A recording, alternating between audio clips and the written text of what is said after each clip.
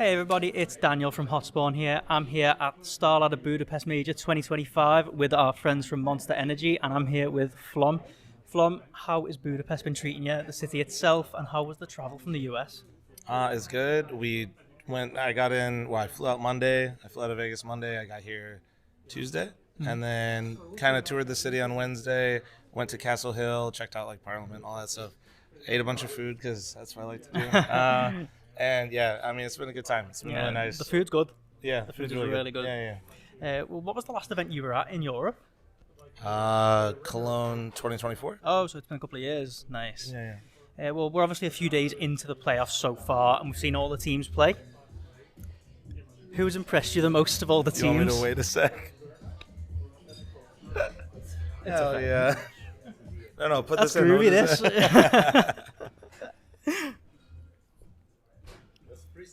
No. Keep this in. Yeah. Perfect. It'll be perfect. Yeah, we'll keep all this. Yeah. Don't have to put anything in the background of the video now. I mean, it's fine. Yeah, just keep. No, that's fine. Yeah, I'm sure. Yeah. So, which team would you say has sort of impressed you the most of all the playoff teams so far? Are we talking even knowing the results of yesterday, or are we talking before the playoffs? Knowing the results of yesterday, yeah, just of the four Knowing teams the results left. of Yeah. yesterday? FaZe or Navi, Yeah, either yeah. one. Navi impressed me, but Wonderful is kind of the most shock. I mean, both the operators are why I'm impressed. Brokey and Wonderful.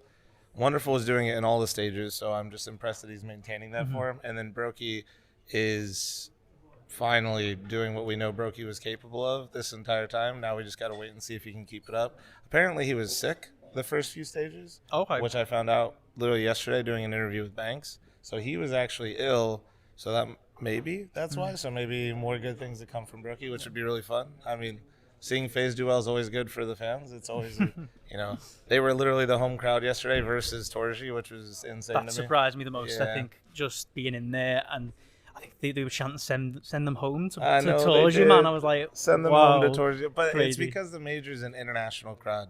Yes, we're in Budapest, but this isn't the Budapest. Like, this isn't like an event that was smaller and regional for them. This is the major where I'm doing meet and greets, and I would say 1 in 20 or 1 in 20 are actually local, and then everybody else is flying in from other parts of mostly Europe. Yeah, not necessarily just talking about the playoffs yet.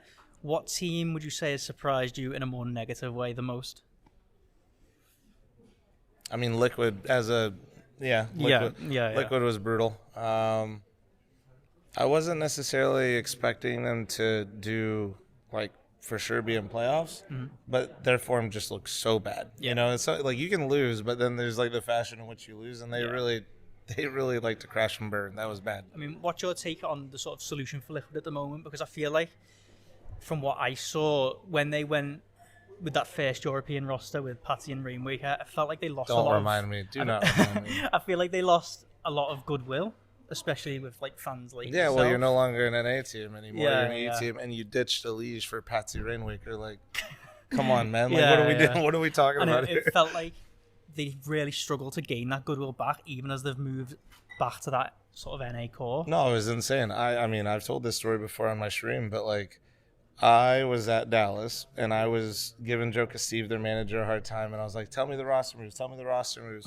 And he teases me, and he's like, listen, Naf and Osi are walking around, and if you catch them with a drink in their hand, they might tell you. And sure enough, I won't say which one, but one of them told me the moves, and when they told me the moves, I didn't believe them. It was so insane. Yeah. Imagine somebody telling you at that time that they're ditching Elige, and you're getting Patsy Rainmaker. From 500, I think, at the time. Crazy. You're gonna be you're like, excuse me? Yeah. So I didn't believe it. I literally just thought he was giving me a hard time, and I just had to wait. And then I saw it, and I was just completely shocked. And then I was obviously disappointed because that team never did anything. And then it's just kind of been this revolving door of unsuccessful teams. Just a mix-up of players. NAF was supposed to go to EG, one of their 12 rosters they were going to have at the time. And then they got Shocks, and then people even forget Shocks was there because it was so bad. And then you have this year, you went Cadian to Twist to Shuei, it all in one go. And it just feels like I don't know how that team's supposed to be successful when you're just kind of making all these changes. And then now we obviously minus Toys plus the Liege. The team is exhausting. I feel like you're sick of. Well, because everybody always Yeah. likes to ask me, but Yeah. the non-fun answer is at this point you just have to wait. Yeah. Like you can't expect them to have all these changes going on all the time. One boot camp and then just like, all right, yep, let's go playoff run and major. It's just not how it works. I think the issue is what we've seen is nobody really wants to wait already because when you play that poorly at the major, everybody's like, well, what are we really waiting for? Let's just start making some changes. Yeah. But I think that you're just kind of shooting in the dark at that point and hoping something lands because they really don't know what they should keep and what they should not. And I think that Liquid as an organization has completely lost themselves in terms of I don't think they know what they want. I think they want the most competitive roster possible, but I don't think they know what they want in terms of the process of how to achieve that. They don't have like any sort of identity. Like, are we an EU team? Are we an NA team? Are we going to be a team that like is like hyper aggressive? Are we a team that like we want pieces that are a bit more like, tactical in nature? Because I feel like Nerds plays more off of instinct. I feel like Elige is very analytical, and I feel like Flashy is analytical. Shuhei, I feel like plays a little bit more loose. So you have kind of these, as you always like to hear in interviews, we have a clash of ideologies every fucking time. And I think, that's exactly why it just feels really weird right now. And I go back to Liquid, and I think that's on them. I think that has to be considered when you're making player moves is, a player can be good on paper. He could play, we need a pit player, and that guy is really good, and he plays pit. But also, on the other side, if you're on T side and you have a guy that likes to be, methodical in how he does things versus a guy that likes, the phase chaos type stuff and be more instinct based, you need to make sure that the players can operate similarly in that fashion. Yeah. Sticking with NACS just for one more moment, you've obviously got your own event coming up in Vegas, fl0m, fl0m's Mythical LAN. Just talk to me a little bit about how that was to set up and what you sort of hope to see come of it. Well, I hope that I basically don't lose money. And then I hope that you're in esports. Yeah, well, I know, but there's levels to things, okay? I hope I break even, and Monsters is helping me out a lot to make sure that doesn't happen. And then basically what I'm hoping to do is like connect fans to actual players because, with how quickly we sold out the event, I think there's real interest, and we already kind of proved that. I'm the best team there in terms of like just popularity is probably Energy or M80, right? Yep. And we still sold it out like instantly. Like there's teams that are unsalaried that will be playing this event. Shout out to Wildcard for ChatGPTing their roster. That is part of why we're doing that, but because you have to go down the list. So as soon as like Passion doesn't secure a visa for Kavem, and as soon as Wildcard uses AI, we have to move down the list, and we still, everybody's still there, super excited. So the idea is to run more events, connect fans to players to teams, and hopefully that then shows more organizations basically, hey, like we're doing more stuff here, there's real interest here, get involved, because with you guys we can all basically get on the wave together and try to work together to bring it up. I won't even lie to you, I kind of slid in the DMs of like every org owner I know to just like, hey, if you're in Vegas after CES, come on through, come check out the event. So connecting everything, showing that there's real interest, and then trying to use that to generate more team support so that way we have more players and more depth to the scene.